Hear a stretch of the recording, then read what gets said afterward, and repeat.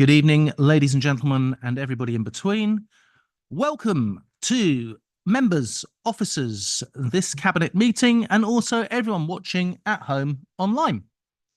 Before the meeting starts, I'd like to invite the committee member and scrutiny officer to take attendance of officers attending virtually and to explain how proceedings will work.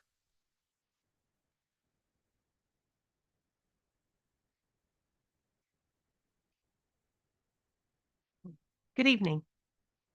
Can I confirm the following officers joining us remotely can hear us and that we can hear them? Joe Doggett. Present. Good evening. Antonio Campo. Good evening, President. Martin Lawrence. Good evening, present. And Julian Pye. Good evening, present. Are there any other officers in attendance remotely tonight that I haven't called out? If a member wishes to speak, they should use the speak button located on the microphone unit. The microphone will light up green and the chair will be alerted of your request to speak. When the chair invites you to speak, your microphone will be made live and will turn red, at which point you can speak. When the public participants are invited to speak, their microphones will be made live by the committee officer. When the chair invites you to speak, your microphone will be made live and will turn red, at which point you can speak. Voting. When requesting to vote, voting will be via the yes, no, abstain buttons on your microphone unit. Details of how members have voted will be shown on the screens around the room and the results will be visible on the YouTube stream. Are there any questions before we start the meeting? Okay, I will now hand back to the chair. Thank you very much. Right, number one is apologies for absence. I've received no apologies for absence. Are there any apologies from executive members? No, because I can see you all. Number two, notification of other business. There has been no other business notified. Number three, the chair's announcements. In accordance with council policy, this meeting is being recorded. The recordings will be available both on the council's YouTube channel as well as on the council's ModGov site, alongside the documents from this meeting. Members are reminded that this council has declared both a climate emergency and an ecological emergency. These are serious decisions and mean that, as this is an emergency, all of us, officers and members, have that in mind as we carry out our various roles and tasks for the benefit of the district.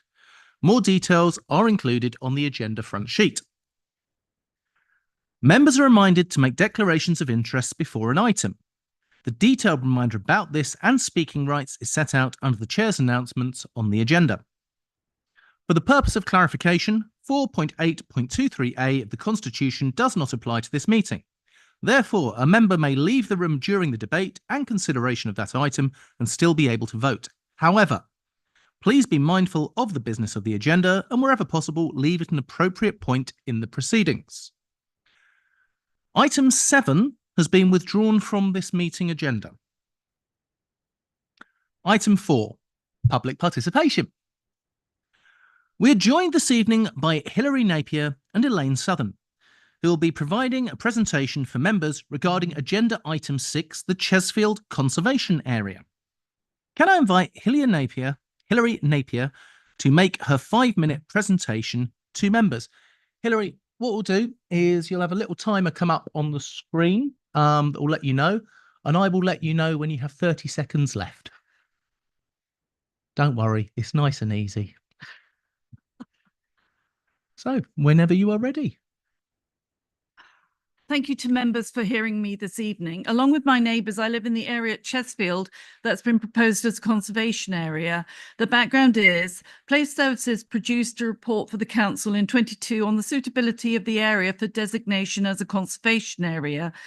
A meeting with residents in January 23 showed the depth of feeling against the proposal by all residents at the meeting. The meeting of Cabinet last September resolved that the decision on the proposal be deferred and further consultation with residents take place to ensure that the people first priority was met. My heritage consultant from Bidwell's produced a document that reasoned against the proposal. After his unfortunate demise, Dr. John Burgess of Turley's gave a further opinion. Both highly experienced consultants came independently to the conclusion that there was no justification for Chesfield to be designated. Their reasoning was as follows. Firstly, the NPPF guards against devaluing the currency of conservation areas through designating areas that lack special interest. Historic England's guidance is that consideration should focus on whether an area has sufficient architectural or historic interest to be considered special and therefore worthy of preservation. Place Services consultants have not made it clear what the conservation area designation is meant to achieve. If it is to prevent development, then the area is already protected as green belt. Place Services based the proposal on the historic interest of the former manorial site, Manor Farm, and St Etheldreda's Church, and the unaltered historic landscape of the parkland. Manor Farm's already protected by Grade 2 status, and the ruin of St Etheldreda's Church is protected as a scheduled monument. The area around Chesfield is not unaltered historic parkland. There's no semblance of any landscaping as in some historic parks. The land is used for farming sheep, and a third is arable fields rotated between crops and temporary grassland. In the northern part, the land consists of fields for grazing, while in the south, the land is dominated by electricity lands and the national grid pylons and a visible housing estate. Number 3, Place Services state the area of Chesfield sits in a largely undeveloped rural landscape. The housing development of Great Ashby, along with the electricity pylons, is clearly visible through a thin line of trees. New developments of 900 houses are already being built at NS1, and a further 800 houses are to come at H03 in Stevenage Borough. These will soon be visible to west and north, while 300 houses are to be delivered at Roundwood, and they'll be seen on the eastern border of the conservation area. Place Services in their report of 2022 seem to have been unaware of these housing developments of 2,000 houses. They submitted photographs of surrounding countryside as evidence of the idyllic rural landscape which surrounds the proposed conservation. But the reality is that the views they submitted have now been bulldozed or soon will be. They submitted that there was dense woodland giving a sense of enclosure to the area. The photos in the report by Bidwells in 22 show how the existing housing developments are clearly visible through sparse woodland. One area adjacent to the development at NS1 is a plantation of beech and ash trees, which was planted as a crop to be felled and is in any case being lost to ash dieback. The new developments, along with the existing housing at Great Ashby, will be clearly visible to all sides of the proposed conservation area. Number 5, Stevenage Borough have raised clear concerns regarding the proposed designation. The Assisting Planning Director, in his letter to the Strategic Planning Officer at North Herts, said that he considered there was little architectural merit within Chesfield Park and noted the immediate setting of the park has been eroded by the housing development at Great Ashby, along with the electricity pylons. He noted the only buildings of historic value in the northern part of the area are already protected by listing and scheduling. The original large house that looked over the southern area of Chesfield was demolished in 1950 and replaced with the much smaller My Home, which is evidently not of historic value. Aside of heritage matters, the imposition of designation would lead to increased delays and costs related to maintenance of buildings, animal shelters and fencing, without bringing any benefits to residents. This seems wholly unreasonable for an area bereft of the specialness and quality reside 30 seconds. designation. Residents are against the imposition of designation. They have signed areas of opposition, which I have circulated. As with your decision last year, I would ask members to follow the people first priority of the council and not progress this conservation area designation. Very well done. That was really good timing. Talking at these is very, very difficult, and you did that brilliantly. Well done. Thank you very much. Members, do we have any points of clarification that we would like to ask?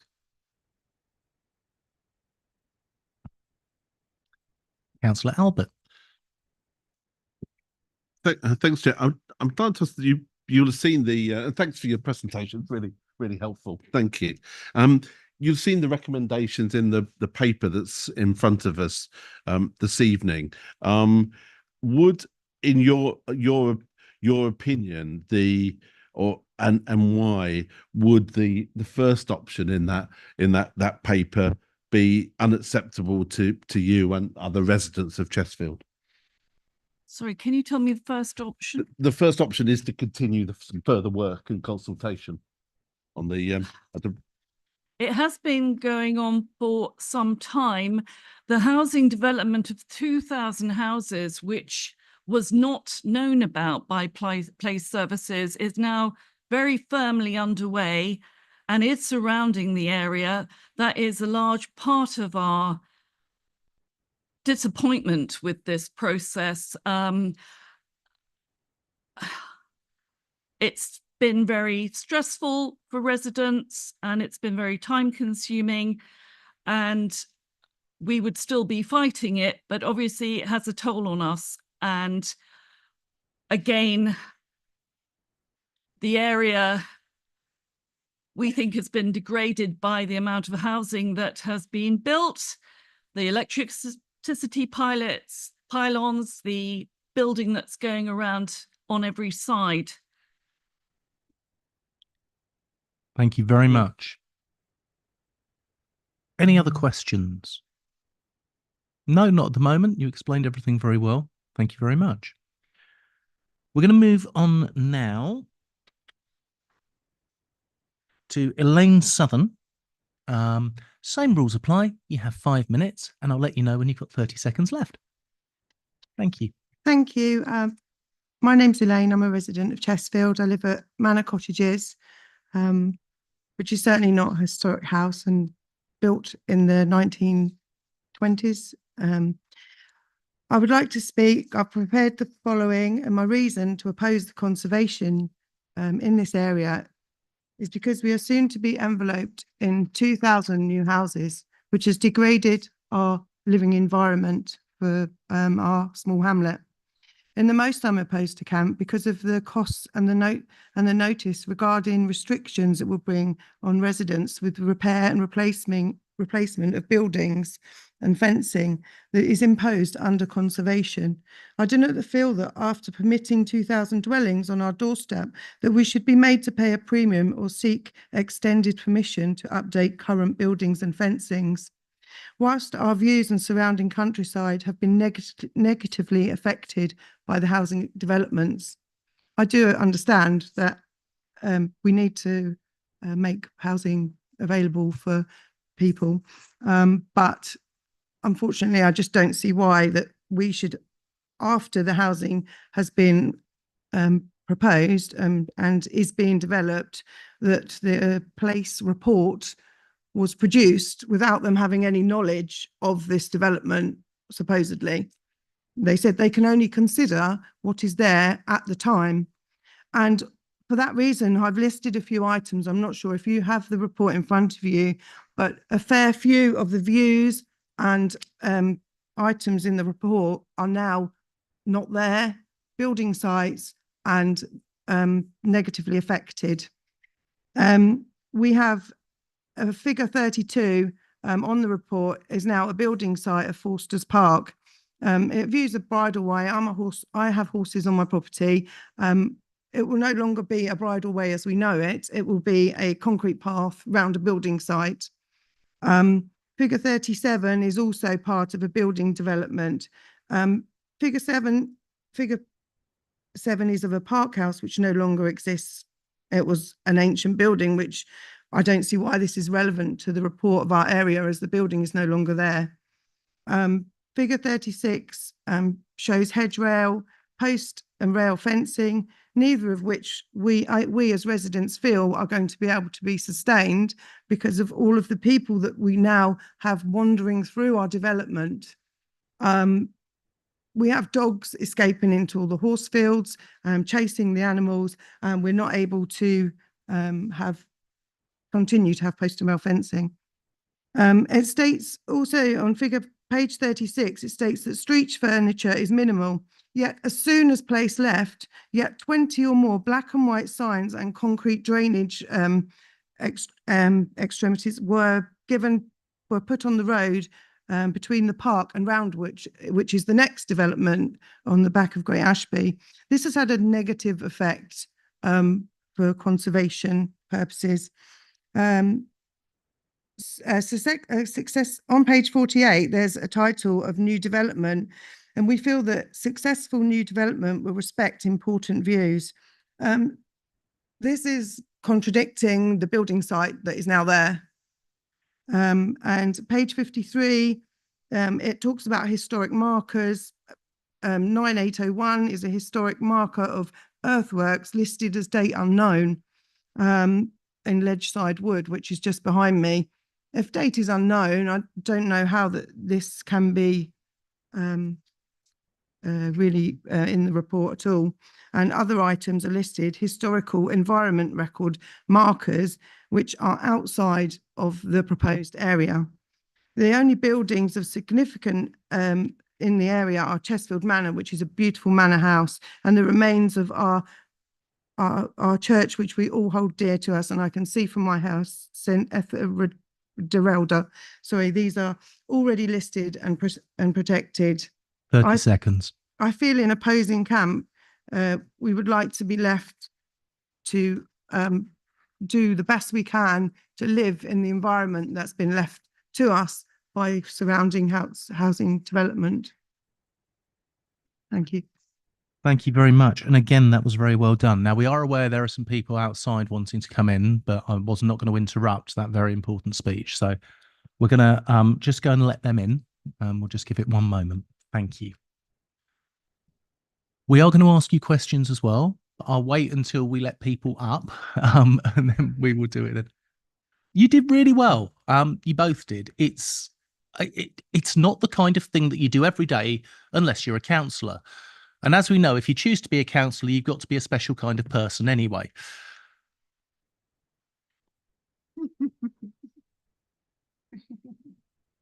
Shouldn't judge everybody by my own. Right.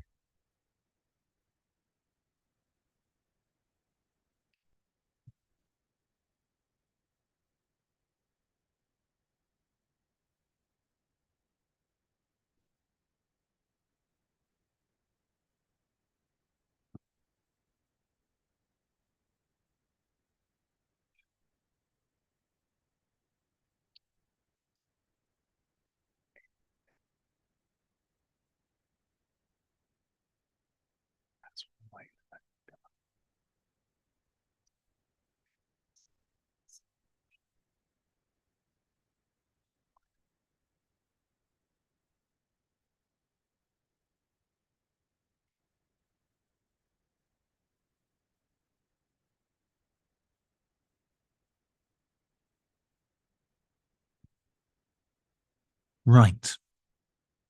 May I ask councillors if you have any questions for Elaine Southern following her presentation, please? Councillor Amy Allen. It was just a curious question when you mentioned the horses. Would a conservation area stop you from being able to have suitable fencing to keep said dogs out and away from your horses? Is there going to be some kind of trying to think of the right word? Is there going to be some kind of like limit or something that what you're going to be able to do to run what you're running well? And not with regards to the building, but with regards to conservation area. Yeah. With regards to conservation area, just in the report, it points out just outside my house pictures of post and rail fencing, which is very nice and very hard to maintain. But we find we have more and more walkers, and which is great to share the countryside with everybody. But I just feel that the amount of incidents we're having locally, my neighbour at Dane End Farm near Great Ashby runs a small livery yard, and she has had time and time again where animals are being walked and then escaping into the fields. So we're finding we have to use a more modern type of fencing. And I'm aware that we have to apply 6 weeks prior and notify anyone to change any of our fencing. Yeah. So no questions. Thank you. Thank you very much. Any other questions? No. Okay. Right. So we have one more item that we have to mention with the fact that we've got public speakers, because we are also joined this evening remotely by Julian Pye, the Associate Director of Hyas Associates, who is available to answer questions from members regarding agenda item 7, the East of Luton Master Plan. So that will be for item 7. Item 5 is items referred from other committees. 5A will be the Supported Housing Scheme for Women Overview and Scrutiny Committee on the 12th of November 2024. This will be considered with agenda item 9. And now we go back to item 6, which is what I'm assuming that everybody is here for. Proposed Chesfield Conservation Area. And I am to present. A 2016 heritage assessment prepared for the North of Stevenage housing allocation included a recommendation that North Herts Council should consider designating a conservation area based around Chesfield Park and Chesfield Church, which would adjoin the St Nicholas Rectory Lane Conservation Area in Stevenage. We appointed heritage consultants to undertake a preliminary assessment which concluded that there is sufficient heritage interest to prepare a draft conservation area appraisal and management plan. We undertook consultation on a draft conservation area appraisal and management plan between November 2022 and February 2023. Responses received from local residents did not support the proposed designation. The results of the consultation were reported to Cabinet in September 2023 under the joint administration based on the consultation responses received. A decision was deferred to undertake further consultation. Since then, our consultants have reviewed the boundary and undertaken a site visit at Chesfield. Officers and the consultants have also discussed the revised proposal with the landowner. The new Conservation Area Appraisal and Management Plan proposes a new boundary which excludes significant areas of woodland. The professional judgment of our consultants remains that the area has sufficient historic interest to merit the designation of a conservation area. North Herts Council are also required to consult and consider the views of people affected by the proposed designation.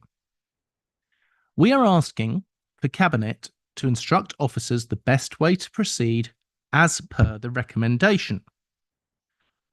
Are there any questions? Councillor Thomas. Thank you, Chair. Could you go through the points of public consultation on this again to help refresh my memory, please? I will pass that across to officers because most of them were before I was chair.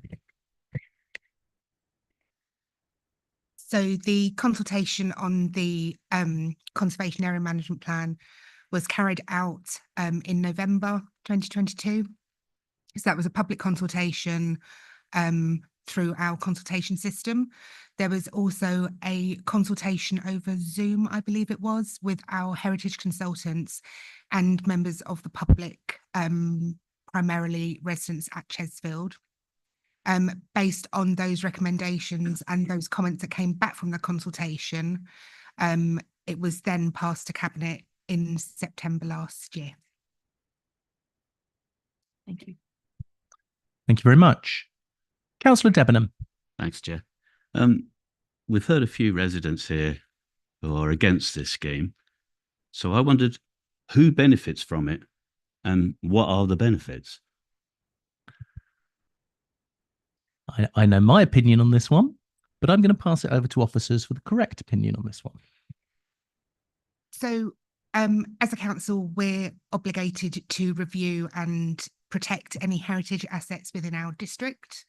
That is something that came out of the original assessment with the allocation in 2016.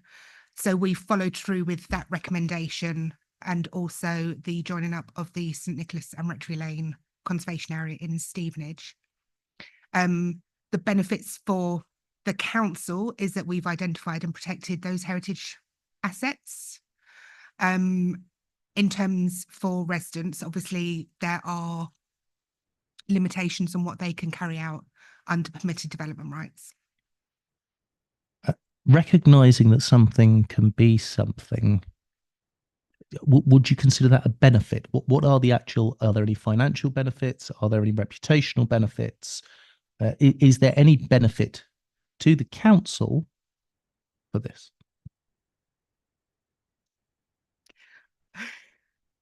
Other than reputational benefits, no, not really. Thank you. And following on from that one, are there any costs to the council for this? So the council has expended finances on obviously the consultants that have carried out the works for us. So yes, that's a cost that we've taken on board so far. Thank you very much. Are there any further questions? Councillor Albert. So just a couple of questions. First of all, have any of the local district councillors expressed a view either way on this? Could you give us a view as to what the sort of costs there might be for residents here? And then the third question, sorry, there was a third one, which is around, are there other ways to protect, or existing ways to protect the heritage assets other than through a conservation area? I can answer two of those and I'll pass over to Debbie for the others. Yeah. I know that I've expressed an interest in this, that I feel that we shouldn't take it any further. I'll ask if any other councillors have spoken on that one. And everything is already protected by Greenbelt, by historic building coverage, by grading. It has already got coverage, but again, feel free to contradict me if I've made any mistakes. So another councillor, ward councillor, has contacted me to discuss it, just to have the full picture of what we carried out. Yes, there is an element of protection already for the individual buildings that are already on site. And sorry, what was the other question? The sort of costs, or what are the sort of things that if this became a conservation area, what obviously residents have raised some of those issues, but just give me a sort of a flavour of what difference it makes in planning or other terms, and the sort of costs that might be involved for a resident if they wanted to do something in relation to their property if they become part of a conservation area. So the permitted development rights would be removed in a conservation area. So to do any sort of works to their homes or buildings would incur a cost to them of a householder developer type fee. In terms of works to fencing as an emergency measure, they would be able to carry out those works, but then would need retrospective permission.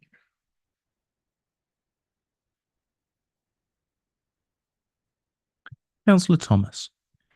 Sorry, as the executive member for the including the museum service, preservation of our heritage is obviously something very important to all of us. And I think it's right and proper that we've done the research into this. I just wanted to check if the museum services team have expressed a view at all on this. I'm conscious that in an area like Hertfordshire, it's very hard to put a spade in the ground anywhere and not find something of importance. So I just want to check, given that this has been on the agenda for a long time, whether anyone from the Heritage Service of our council has expressed an interest in this site at all to you. Not that I'm aware of, no.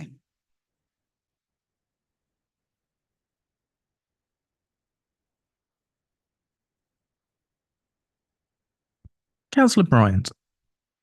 On the same theme, has our conservation officer made any comment about St Etheldreda's Church and whether such designation would actually... Can you speak to the microphone, please, Val? Would actually...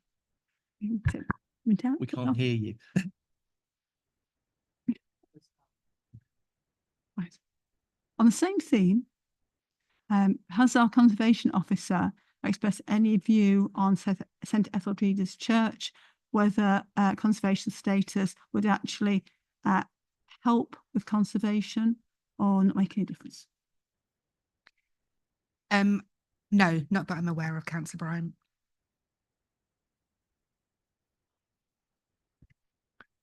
Thank you very much. Are there any further questions? No. The recommendation is that Cabinet either resolves to undertake further public consultation on the revised proposed boundaries for a conservation area at Chesfield and the draft Conservation Area Appraisal and Management Plan, CAAMP, and continues to progress work on the designation of a conservation area at Chesfield. Or resolves not to undertake further consultation and no further work is undertaken on the proposed designation of a conservation area at Chesfield. Can I have a proposer, please? Councillor Mick Debenham was first. Thank you. I propose that we scrap the conservation area. May I have a seconder, please? Councillor Amy Allen? Happy to second. Happy to second. We have a proposer and a seconder. Can I move to the debate, please? Councillor Albert. Thanks, Chair. And I mean, I came this evening with quite open-minded, and I certainly was there for the cabinet debate when we had it last year. I mean, I think it's right to say, first of all, obviously, thanks to officers for all the work that's been done on this over a considerable period of time, and obviously also thank residents and for all their comments and commentary this evening and on other times. My open-mindedness was around the benefits, the protections, absolutely important to, as Councillor Thomas said, about protecting our heritage and the importance of the assets we have in the area. But I think what I'd heard this evening was in practice that there are some significant detriments about actually establishing a conservation area here, and also the assurances around the fact that our heritage will still continue to be protected and in other ways.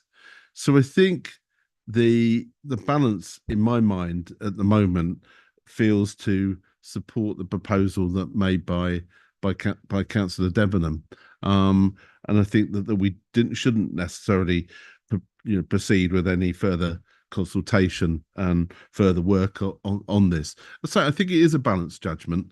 And and even now, I would, if there were strong arguments to the contrary, I would certainly be happy to listen to them. But I think what I've heard so far this evening, and in terms of the residents' contributions, the responses to the questions, does lead me to thinking, on balance, that we should take the second of those proposals and not undertake any further work on this conservation area at Chesfield. Thank you very much, Councillor Albert. Councillor Winstanley. Yeah, I agree with that. I don't think there seems to be any appetite to proceed. I can't really see, I know it is important to protect heritage assets, but I can't see that this particularly will do that. I can't see the benefits. So I also agree that we should not proceed. Thank you, Councillor Winstanley. Councillor Amy Allen.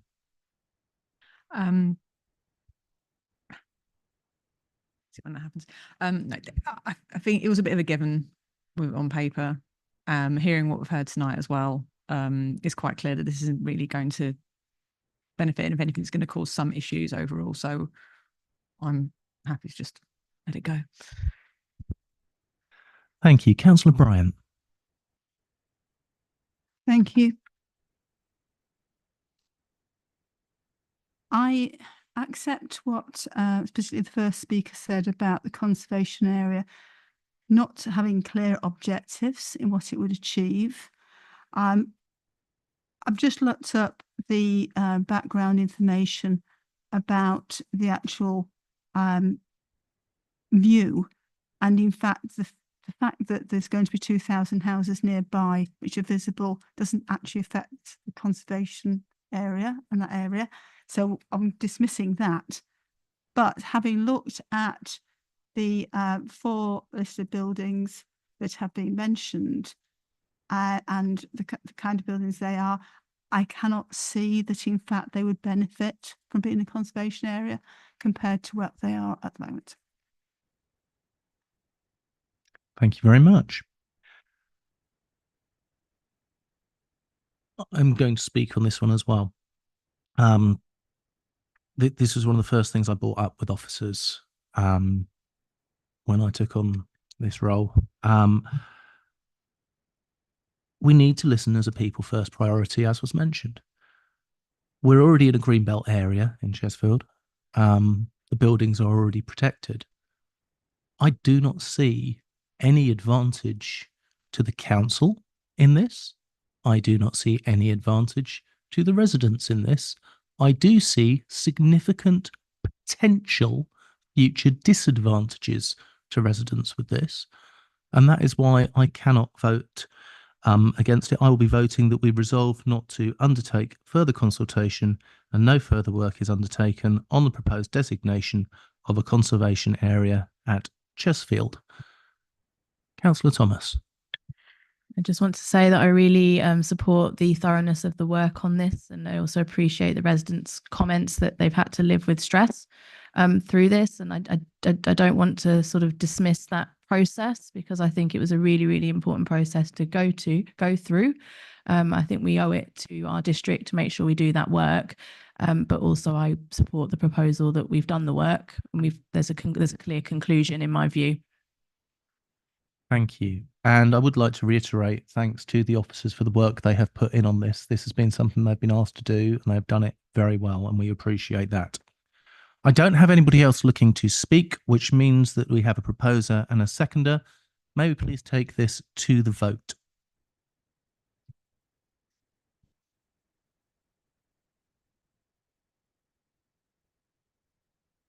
Chair, that motion is carried. And unanimously. Right. Is there anybody that wishes to leave before our next item, which is the East of Luton Master Plan? No problems. I'll give you a second to move on.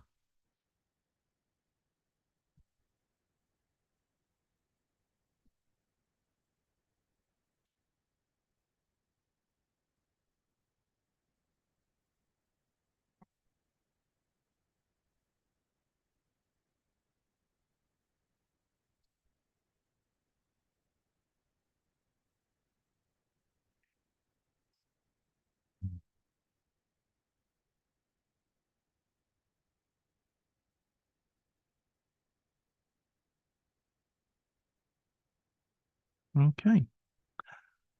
Our next item is item 7, the East of Luton Master Plan. I will be presenting this. I'd like to highlight that a letter has been received by Cabinet members from Offaly Parish Council, and the points raised will be covered by one of our officers prior to any decision. That officer will be Nigel Smith. To present. This report seeks Cabinet support to refer the Strategic Master Plan framework for land east of Luton to full council for adoption as a material planning consideration. Land to the east of Luton is identified as sites EL1, EL2 and EL3 in the council's adopted local plan. They have already been approved and adopted. It is allocated for the development of approximately 2,100 homes and supporting infrastructure. This includes 2 primary schools, a secondary school, and a local centre.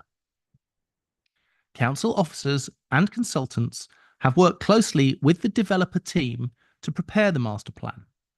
This has included a number of workshops, design reviews, public consultation, and 2 presentations to the council's project board. Key plans and extracts from the master plan document are included within the committee report to aid explanation. A summary document explaining the master plan has also been prepared by officers and is appended. Through the master plan process, a number of changes have been made which are outlined in the report and summary document. The report also provides an assessment of the scheme against the local plan policy requirements for the site. The master plan says how the scheme will address the expectations of the Sustainability SPD. A target level of at least silver is set for 7 of the 8 themes, with gold for healthy placemaking and an aim to achieve the gold standard in areas of the site. The East of Luton allocation has mainly been identified to meet housing needs which cannot be physically accommodated in neighbouring Luton. As set out in the officer's report, a master plan is just one of the multiple stages in the planning and delivery of a site. Its purpose is to provide a high-level design framework against which any future planning application for the site can be considered. Officers' advice is that consideration of the master plan does not require councillors to express or hold any views or opinions upon the general principles of development. Councillors are not being asked to confer any greater or lesser weight to the idea of development on this site than already exists. Subject to Cabinet referral, there'll be a presentation of key plans and information to full council prior to the debate. We also anticipate attendance from the developer team, Luton Borough Council and Offaly Parish Council at the full council meeting. All councillors were invited to an officer briefing held on the 14th of November 2024. That is my presentation. Do we have any questions from members?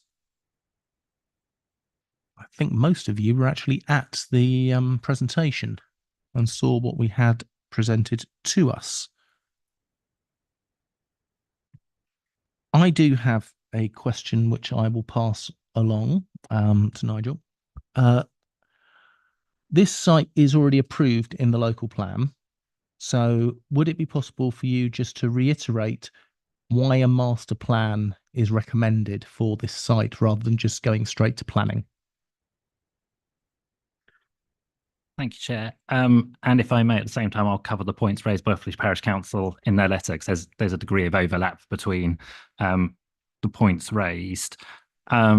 And perhaps easier to do it sort of through the prism of the key issues raised by Offaly Parish Council. So, as mentioned in introducing the item, a letter's been circulated to yourselves and indeed to all members with 3 key issues raised, asking you to take them into consideration. One being the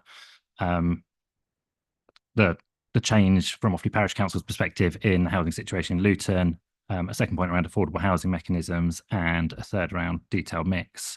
So to take them in turn, and as mentioned by Councillor Allen in introducing, in terms of any views or opinions on changes in Luton's housing need, that's not something that, from an officer point of view, needs to form part of your consideration at this stage, as per the report and as per the briefing and as per the introduction. The master plan is kind of one stage of a number in the planning and delivery of this site. So it's been preceded by the local plan allocation, and obviously through that process, the inspector considered in a lot of detail and a lot of length, with a lot of participation from parish council, residents and others, and ultimately determined the site should be allocated. And as we said, the master plan is to set a design framework in the event that a scheme comes forward for determination. And the officer view is you should pursue that regardless to secure the best outcome in the event that a scheme goes ahead. And that applies whether your views of the site overall are at the more positive end or the more negative end of the scale, because obviously from the positive end, it's an allocated site in our local plan, is subject to a policy requirement that it's master planned, and obviously we're looking to implement that. Regardless of any view or opinion on those wider matters, obviously the landowners and the applicants have a right to apply to us for planning permission, and we have to determine that, and we're under a duty to work positively with applicants to ensure compliance with relevant policies wherever possible, including the requirement to do a master plan. And also we need to be mindful that ultimately, although we hope Planning Control Committee will have a key role in this site, ultimately North Herts might not be the ultimate decision maker on this site. Both rights of appeal exist, and also there are legislation allows for the Secretary of State to call applications in for their own determination in certain circumstances. So again, I'd reiterate that even in those scenarios, it's in the council's interest to pursue and secure a master plan to ensure the best outcomes they can on this site in the event it goes ahead. On the second point around affordable housing, that's very much for the outline application stage. So again, obviously we've been preceded by the local plan allocation, we're at the master plan stage, and then the regulatory approvals will follow through the planning process. And the policy requirement around ensuring affordable housing meets Luton's needs will come through the legal agreement that would accompany any outline application or applications, and we'll go into details of things like nomination rights for the affordable housing. Within the master plan, it does commit to policy compliance, so 40% affordable housing across the sites, but that's really as far as it can go at this stage without preempting those detailed negotiations. The final key point raised is that the master plan doesn't contain a detailed housing mix, and within the master plan policy, there is a requirement that obviously proposals should set out full details. There's a recognition in the master plan that the highest proportion of units on this site will ultimately be for family housing. That reflects the needs coming out of Luton in particular. But I think with all our master plans, there's an element of horses for courses depending on the situation. And as we've set out in the report, sort of the key issue, or one of the key issues here, is that the allocation covers 3 different land ownerships who may all bring forward their proposals separately or through different applications. So the key aim here has really been to create that kind of high level unity between the sites to make sure they come forward as a whole. And I think if you're of the view that it comes up short against certain policy requirements, you need to ask yourself, are there mechanisms or steps still to come where that can be addressed? And clearly our view is, and again, set out in the master plan, that the detailed planning stages allow for that gap to be filled. Obviously, either through the outline application or even the reserve matters, you'll get full details of the mix of housing proposed across the site or in each individual phase. Thank you very much. I wanted that to be acknowledged because a lot of people don't understand the importance of a master plan to make sure that the best possible development is what is being recommended. We have with us online Julian Pye, the Associate Director of Highest Associates, who will also be available to answer questions from members regarding this item. So I'm going to open it to questions from Cabinet to either our planning team or to Julian Pye from Highest. Councillor Thomas. Thank you, Chair. Nigel, you mentioned the work that you're doing to make sure that there's cohesion between the 3 cohesion's not the right word, but that you're working across the 3 landowners. I wanted to just ask you to sort of clarify the consideration for the existing villages that are already there, which are obviously not part of the site, but they're slap bang in the middle of the site. So that was question 1. I've got another question, but it's on a different topic, so maybe I'll ask that after.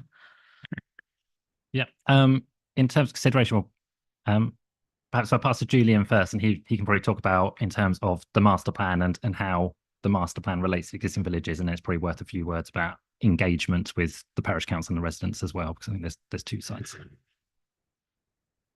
Thanks, Nigel. Evening all. I think in terms of the process we've gone through, Councillor, has been quite extensive. Kind of consideration of current context, character, appraisal, principles, physical relationship, but also that broader contextual relationship, both with the villages and also with the edge of Luton. I think quite a lot of time has been spent by the team and also your officers in coming together to have a think about how best development could form positive relationships in terms of that existing context. I think it's also worth saying that some of the very valuable characteristics of those villages, particularly the open spaces, the incidental spaces, some quite wonderful and charming spaces, have also helped inform the thinking behind how parts of the master plan area could come forward as well. So there's an overarching sort of positive recognition of existing character.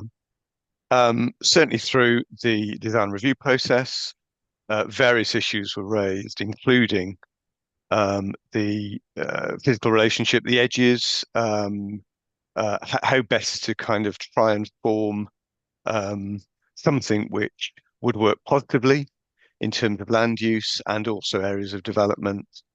And the promoter team have worked very hard and also consulted extensively with the parish council, for example, in discussing how that could best be derived. It's you'll see in the supporting information papers that the idea of having a buffer area rather than sort of having development hard edged, if you like, to the edge of existing gardens is one of the ideas that's come through there.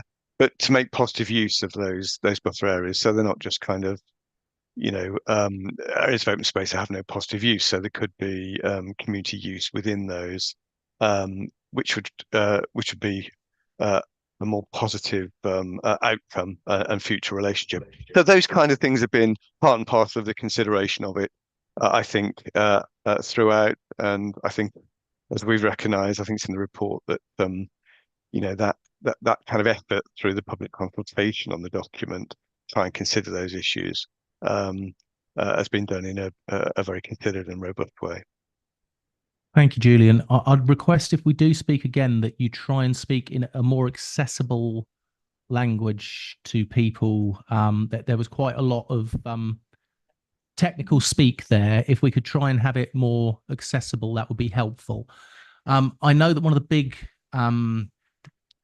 aspects that we were shown was the separation of the existing villages, to make sure they are allowed to have their own space and they're not just taken up in a sprawl. There was a lot of design aspects around the development on greens, taking a lead from Tea Green and from Village Greens and having that based around the different areas as they go. So there is a lot of open space around, but those open spaces can be used for people to have cycle paths through, to have access walking paths through, to have park areas. There will be a lot of space like that. Just to follow up and just also to echo, it was really helpful framing provided by Julian there, but I really am interested in the specifics of this site, not just general remarks that could apply to any development site, particularly for the village of Cockenhoe around. So I would really appreciate if there's any tangible outcomes from what sounds like a very thorough, very professional process of engagement in terms of the approach. But I'm interested in any sort of specific considerations that have influenced the master plan as a result of that approach. And just to sort of probably be my second question was around the mature woodland, and the first one was the question around the specific settlements that already exist in integration into the master plan. The second one was around the treatment of the mature woodland, bluebell wood, and other things that I know people are attached to. So thank you.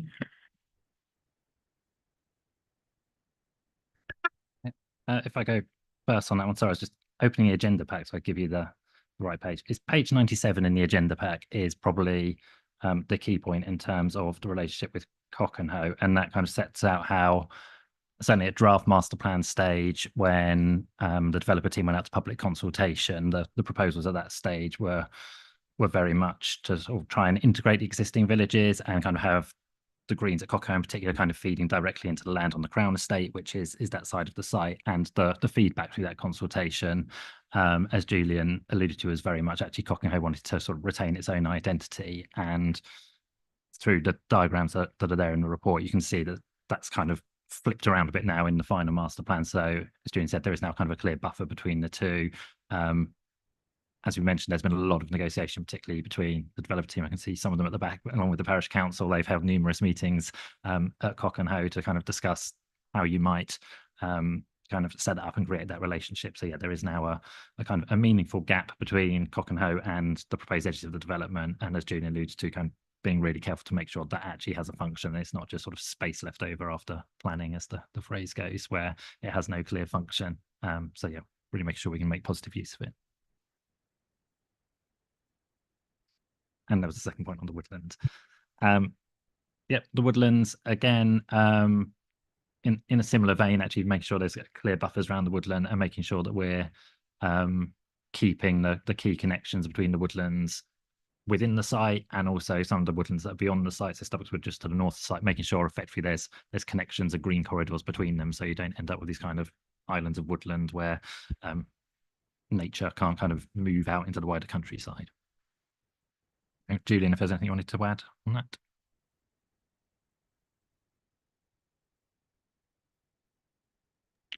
Thanks, Nigel.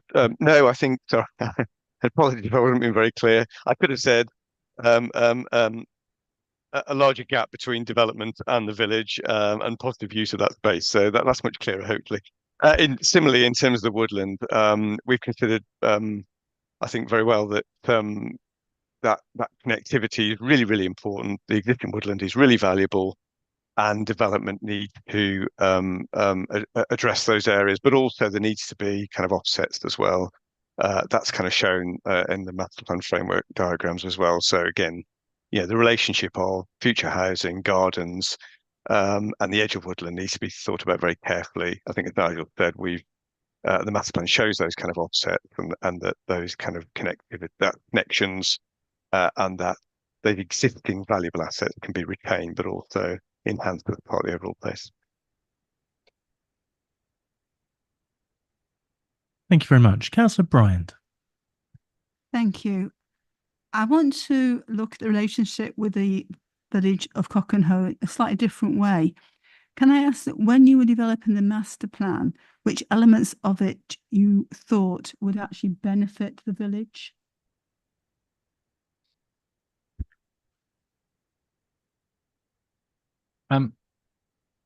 Obviously, yes, we understand the kind of development coming up to the edge of Cockenhoe, you know, on the one hand is a big change to the area, but certainly from our perspective, from an officer perspective, there is a view that ultimately there are facilities that will be brought forward within this site that will be of benefit to the wider community, be that shops or other social facilities provided in a local centre. The secondary school provided as part of the site ultimately will be the nearest secondary school for children living in the existing village. There's an extensive and ongoing dialogue with the existing Church of England school in Cockenhoe to ensure that whatever proposals brought forward are ultimately sort of compatible with what they want to do in the longer term, be that staying in their existing location or moving to a new premises within the development. That's kind of still an ongoing conversation. So yeah, certainly from our perspective, there's a view that existing and future residents of Cockenhoe, because obviously we appreciate this development, if it goes ahead, will be there for a long time. There will be benefits to be had from proximity to this site, and so trying to strike that balance between kind of getting the connections right, but also, as we've said, trying to ensure that Cockenhoe retains its own identity. There will, of course, also be increased bus frequency to the village and better transport access for the village as well. Councillor Albert. Cheers, Chair. Two questions. The first one, I think you made some really important clarifications at the briefing session and this evening about the importance of the master plan, setting that high-level design framework, and obviously securing best outcomes. But clearly, obviously, one of the questions that the parish council have raised was around changes in Luton housing need, and obviously you mentioned about it being not for this stage, and I think that's really important to emphasise that. But if the chair will indulge me on this question, that as to just if you can clarify what are the stages around the changes in Luton housing need, how that reflects in the review of the local plan going forward. I think I'm sure these questions will come up at perhaps this evening and certainly at full council, and I'm sure obviously colleagues on Offaly Parish Council will no doubt wish to raise them. So they put just to understand, whilst it's quite clear it's not for this stage, but actually what is the process that's going on in relation to understanding that changes in need. I've got a second question, but if I leave it there, Chair. Certainly, and thanks for the question. I think it's helpful probably to explain there's kind of two lines down which this can go. So I think following this through the planning process. Clearly, the next stage where there's a consideration will be at the outline planning application stage. And those of you that have done the planning training or been on planning committee or just generally will know, obviously at that stage, the legal requirement is you consider or determine applications in accordance with the plan unless material considerations indicate otherwise. Just to be very clear, I won't be the case officer and I won't be the decision maker, so I don't want to say too much on either of that. But clearly, if there are issues that the decision makers, planning control committee consider are sort of germane to that debate, then they're perfectly entitled to ask for information if it's not already provided in the case officer's consideration of the principle of development in the scheme. And secondly, as you say, local plan reviews. We're at a very early stage. We're coming back to Cabinet in January. That's on the forward plan with a timetable for taking forward our plan review. Luton are similarly in the foothills of their plan review. You'll know from the last time around, clearly that's quite a slow process, but essentially that will require both authorities to look again at their housing requirements. That said, important to remember that both authorities will also be looking over a longer time horizon. So we haven't fixed an end date for our plan, but whereas the current one goes to 2031, we'll be looking to the 2040s at some point within there. So even if year on year numbers have gone down, you've got to remember that we'll also be adding on another 10 or so years worth of development numbers when we're kind of looking at that new context. It's not a review in the sense of we're just looking at the current plan to 2031 and deciding, does stuff stay in, does stuff go out? It is a roll forward. And on that basis, then presumably the review then is that the review is then on a different timetable to potentially where the planning applications and the outline planning applications might be. Would that be fair to say then? Yeah, quite likely. Obviously, the application's got a way to run. Emerging plans, depending on where they are in the process, they can again be a material consideration. That phrase again when you get to the consideration of the application. And then the second question is something I think I'd mentioned to you before, Nigel. I mean, I sat at the county council panel last week, which obviously looked at how the county council approach master plans. I really just wanted to sort of get your view as to whether there were, and I asked them that same question as to were there any changes in there that needed us to look at the kind of the master plans here, both this one and indeed other ones. And I suppose ultimately within that, as to that process that I think you've outlined elsewhere around at what point and or indeed how long have the county council got to take up these proposals, which are attractive around new schools, but obviously new schools don't necessarily appear at the time when we might want them to, and the county council could of course change their mind some point along the way in terms of determining housing need. I'm not sure whether that's a question for now, Chair, or I would say that generally it's not a question for now. However, I think with residents here, it would be very useful to have an answer and to possibly point out to residents what it is that county have to do in the master plan for us, if possible. Yep, certainly. My understanding of the cabinet papers that went to county council were largely about their advice on developer contributions, so it doesn't sort of fundamentally change how they engage with us. Just to be clear, that county council officers, both highways and education, have been involved in the whole master plan process, participated in the workshops, fed into the drafts. So they're sort of fully aware of what's going on. And obviously we want them on board so that when we get to the planning stage in their formal roles as highway authority and education authority, they're supportive of that. Again, details around things like phasing and triggers come through the legal agreement outline stage, but the master plan does include at quite a high level, a kind of a phasing strategy. And you'll see in particular in the early phases, one of the schools on the land controlled by Bloor Homes is envisaged at a very early stage in the proposals to make sure that we are starting to deliver that on-site infrastructure. Thank you very much. Councillor Winstanley. If Councillor Albert's question was pushing the boundaries of whether it was appropriate for now, this one might push it a little bit further. I've got a question regarding, it's not related to the master plan as such, but it is related to transport links to the development. Is that can I ask something related to that, or is that really not appropriate? I don't mind. If tell you what, ask the question. Okay. And then I'll be able to say whether we'll be able to answer it. Because to be honest with you, it's highly possible that we can't answer it without highways here. Yes. But let's find out what it is and see where we go from there. Yeah. I appreciate highways aren't here, and I know you might not be able to answer, Nigel, but last week, Stevenage approved a site west of the A1. So Stevenage is obviously creeping westward. Luton expanding to the east. By my crude calculations, the two very large towns will be about 6 miles apart as the crow flies, with no direct road between the two.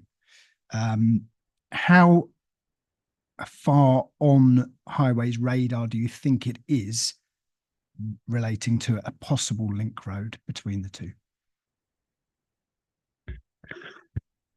Yeah, hard for me to answer. I mean, obviously, there's please. been a lot of debate over decades around things like hitching bypasses. I mean, generally speaking, I think the county council would tell you they're not in the business of building big roads these days. Obviously, the emphasis has flipped now. It's very much about promoting sustainable modes of transport, active travel. Not saying active travel is necessarily going to get you from Stevenage to Luton, but public transport in particular. So looking at things like bus improvement, bus links, there are direct buses between Stevenage and Luton specifically. So that's probably something that is firmly on their radar. And in this particular instance, obviously, although it's located within North Herts, given it's on the edge of Luton, one of the things we are looking at, obviously, are bus services into Luton and serving key destinations in the town there. So yeah, wasn't right, but I'm definitely glad you asked it, and I'm definitely glad that you were able to give us a rough idea. But let's be honest here, at the moment, we can't get highways to put a blooming 2-lane road in anyway. The chance of them doing anything decent sized is somewhere between 0 and very unlikely. Apparently, I'm not meant to say that, but it's the truth. Councillor Bryant. Thank you. My question overlaps with Councillor Winstanley's. I've heard general opinion that, in fact, the active travel elements of the master plan are good, even okay from opponents. But most people will travel by car, and there's concerns about the use of village lanes outside the development. Does that come within the what you've been talking about with highways? Is it partly within their remit?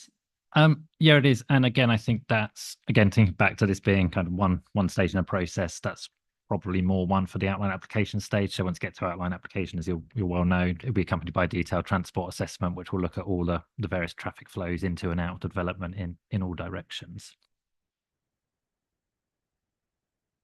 Thank you.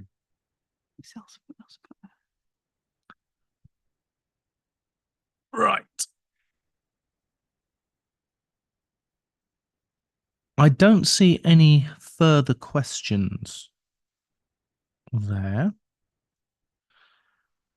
The recommendation is that Cabinet recommends to full council that 2.1, the Strategic Master Plan Framework for the land east of Luton, local plan sites E1, 2 and 3, attached to Appendix A, is approved and adopted as a material planning consideration for relevant planning decisions relating to the site. May I have a proposer, please? Councillor Amy Allen. Happy to propose. And a seconder? Councillor Al Bryan. Second. Right, now we have a proposer and a seconder. We can move on to the debate on it.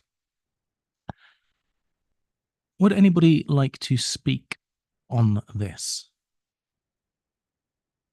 Councillor Albert.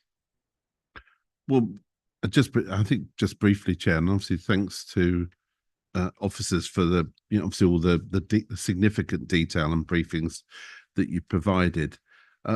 Again, I mean, I recognise the concerns that Parish Council raised. Indeed, obviously the village of Cockenhoe have raised.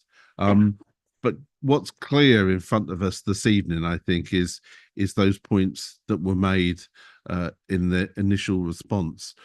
The vital, the absolute crucial to be able here at this stage to be able to set that high level design framework to secure the best outcomes that is from what is in our currently in our local plan, and obviously setting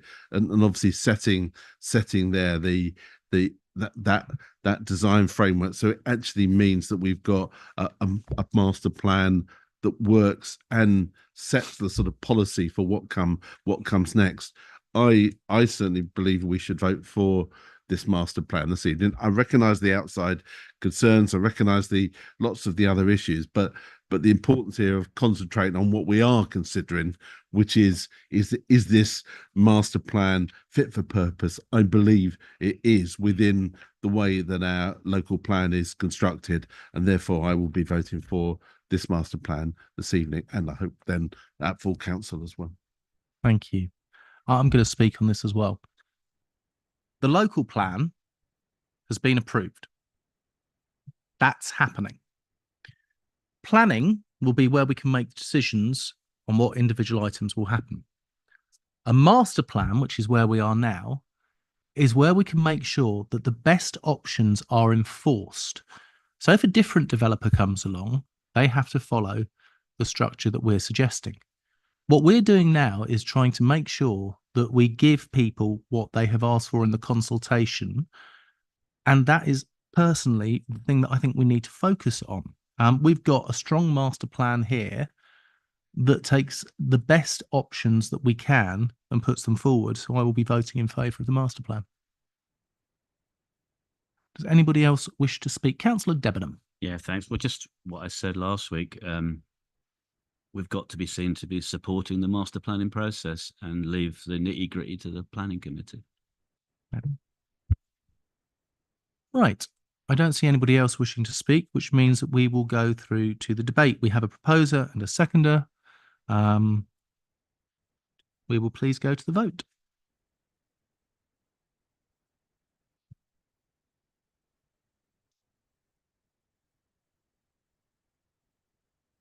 And that motion is carried. Thank you.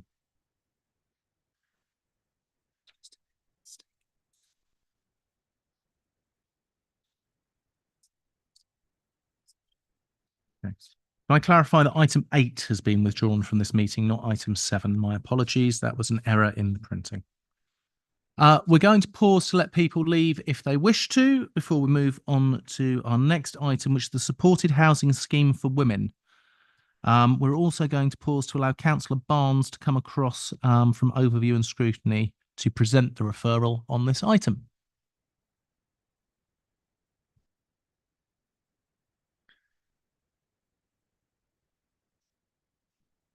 Next door. Lib Dems have got a meeting next door.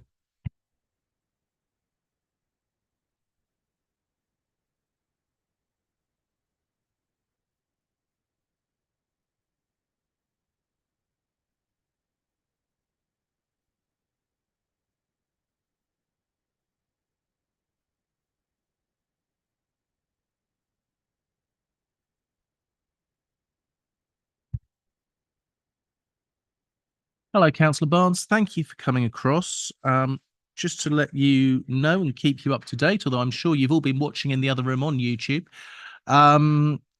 we have resolved to undertake no further work on the proposed designation of the conservation area at Chesfield. And we have approved the East of Luton master plan to go to full council. Just to keep you updated. Right. So we are still on YouTube. Number 9 is the supported housing scheme for women. This is a referral from Overview and Scrutiny. Can I invite Councillor Barnes as the chair of Overview and Scrutiny to present the referral on this item? Thank you, Chair. So the proposers provide £73,000 of ring-fence homelessness prevention grant funding to match fund Herts County Council for the provision of 6-bed unit over 2 years by DrugLink. And the committee fully supported the use of funds in this way, and it's particularly apt given the White Ribbon Day yesterday as well. We asked questions about the safeguards in place for these women, particularly given that they'll be fleeing domestic violence, dealing with substance abuse, and have associated mental health conditions or have those conditions, as well as a success criteria for the 2-year pilot. And we were advised that DrugLink are very experienced in delivering these kind of services, and they have a service specification in place, which could be shared with us. We also heard that it would be difficult to predict how many women this might help, because the length of the stay varies, but all the referrals would come from the council, so it's directly beneficial to the district. And we also were told that whilst the location will be kept confidential, the relevant ward members would be advised, and the police would also be notified as well. It was quite a straightforward one, this one, in terms of our support of it. And I just wanted to thank Councillor Winstanley and Martin as well for attending the committee, answering our questions, and for the work they're doing and protecting the vulnerable residents. Thanks. Thank you very much, Councillor Barnes. Are there any questions for Councillor Barnes? No. In that case, may I just say thank you very much to Overview and Scrutiny for, again, making sure they pay full attention to what is going on within the council and make very good and relevant suggestions where needed. We appreciate it. In that case, may I move on to Councillor Winstanley to present the report, and Councillor Barnes, if you do need to leave, I will happily update you at the end. Thank you, Chair. And yeah, I wanted to say thank you to Councillor Barnes and the Overview and Scrutiny Committee as well for their questions, and I appreciated that it was brought before them. Yeah, so I'm probably going to end up repeating a lot of what Councillor Barnes has just said, but yeah, so this is the proposal for the allocation of £73,000 towards a supported housing scheme for women, the aim of which is to help address the growing demand for homelessness support in North Hertfordshire, particularly among women. The initiative is in response to the ongoing challenges faced by single homeless women, many of whom have complex support needs, including experiences of domestic abuse, mental health challenges, and substance misuse. The scheme is in partnership with Herts County Council and will be run by DrugLink. DrugLink is a Herts-based charity. They provide education on substances and substance misuse, recovery support, and housing services which support clients on their journey. They help people develop skills and gain confidence to follow a path of reintegration back into the community. This particular scheme is a 2-year pilot, but DrugLink already offer a variety of different services in their supported housing schemes. As mentioned, the proposal is to contribute £73,000 towards the scheme, which is match funding a commitment made by Herts County Council. The money is from ring-fenced MHCLG Homeless Prevention Grant. It was previously approved by Cabinet for a similar scheme in December 22, but that scheme didn't proceed. The proposal aligns with our priority for accessible services and is a step forward in ensuring we can offer tailored, safe spaces for women in need, empowering them towards independence. This initiative will not only help meet a critical local need, but also supports North Herts Council's commitment to tackling domestic violence and as demonstrated by our recent White Ribbon accreditation, and White Ribbon Day itself was yesterday. I'll attempt to answer any questions that members may have, but yeah, Martin Lawrence and Joe Doggett are on the line if there's anything too technical for me. Thank you. Thank you very much. Appreciate that. Do we have any questions? I'm going to start with Councillor Debenham. Oh, thank you, Chair. I was just wondering, I mean, hopefully we don't want these places filled, but if there are vacancies, will we be inviting women from outside the district, do you know?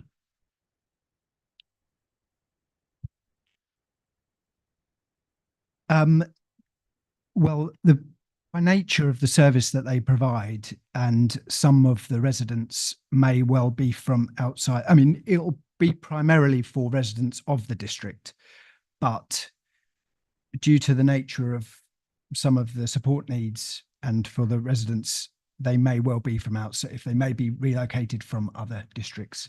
And can I just go back on that? And if that is the case, would other districts make a financial contribution? Yeah, I don't know the answer to that particular question, so I will defer to. Are we within our rights to ask for it? Yeah, I will defer to Martin on that one, if possible. Thank you, Chair. Thank you, Councillor Winstanley. Just in terms of the financial contribution, there may be a proportion of residents who do come from outside North Herts because they're escaping an area of risk. So that's quite kind of like common, unfortunately, with people fleeing domestic violence situations. We have referrals every day, and some of you would have heard of SADA, who we contract to help us with that demand.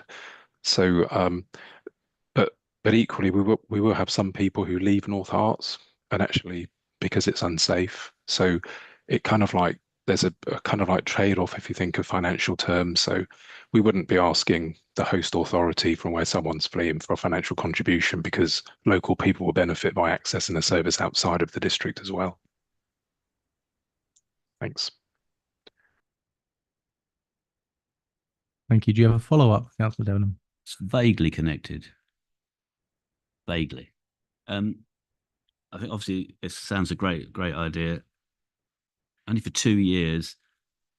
Do we have any future funding in mind? I believe, now correct me, I'm sure Martin will correct me if I'm wrong, but we have received a grant of this nature for many years previous. So we don't know what's going to happen in the future. We would hope that would continue. And at the end of the 2-year pilot, if it were to continue, we would obviously reassess at that stage, but would hope that the grants that we've had historically would continue.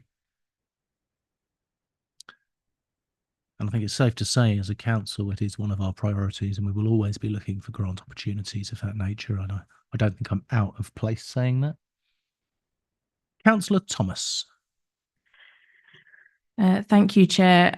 I think this is in principle something that everyone is keen to support. I just want to call out that it takes getting to like the third sentence of Appendix 1 to actually know what exactly this is.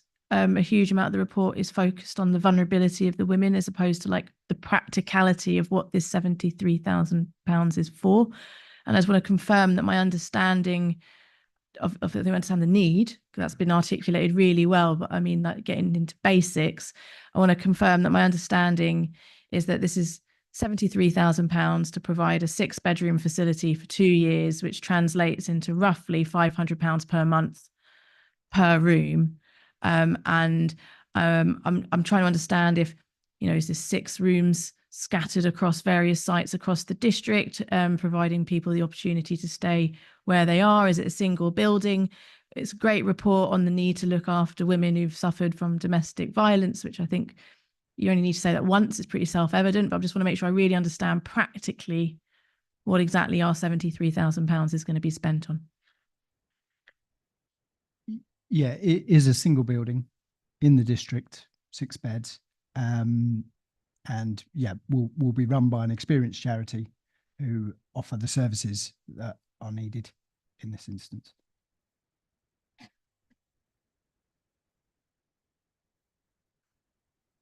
Thank you very much. I don't see any further questions. So we have I would need to ask for a proposer, please. Councillor Amy Allen. Happy to propose. And a seconder, please. Councillor Tamsin Thomas. Happy to second, Chair. Thank you very much. We move on to the debate. Anyone like to speak in the debate on this item? Councillor Debenham. I need to say that there's no real debate to be had. It's an obvious thing to do. Yep. Councillor Bryant. I think it's a no-brainer. Councillor Amy Allen. I'm thrilled we're able to provide this. I'm sad that we have to, but I'm glad we can do this. And that seems a very suitable note to end the debate, as I don't see anybody else looking to speak. May we go to the vote, please?